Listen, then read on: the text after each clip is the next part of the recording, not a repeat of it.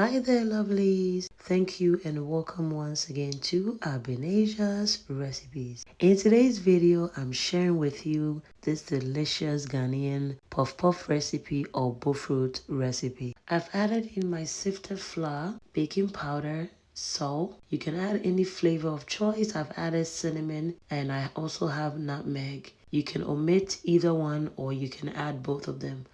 I'll whisk everything together and then I'll add in 1 sachet of active dry yeast. I'll add in my sugar and then I'll whisk it all together. I'm gonna add in 1 egg. You can omit the egg or you can add it.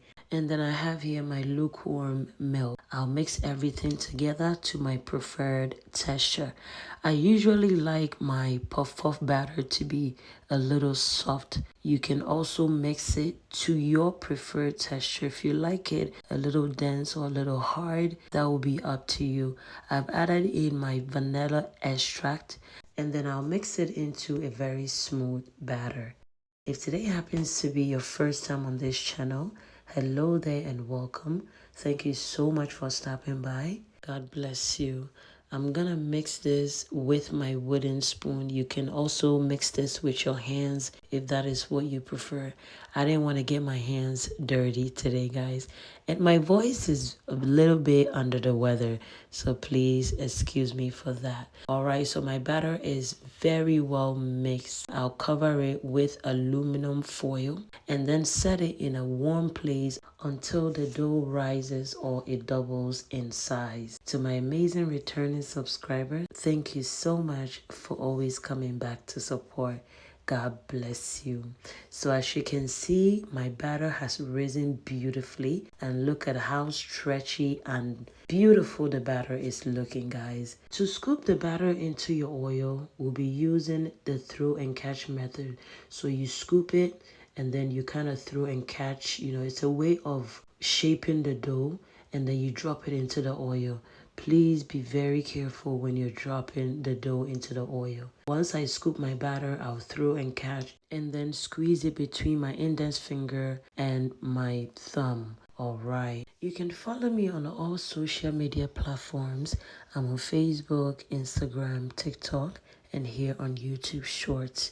Please note we are frying this on medium-high heat. If you fry this too high, the outside is going to brown, but the inside is still going to be raw. If you fry it too low, the inside is going to soak all the oil.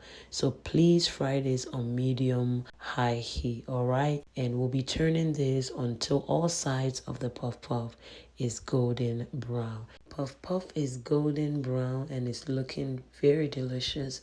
I'm gonna remove it out of the oil into my colander and then we'll repeat the same frying process.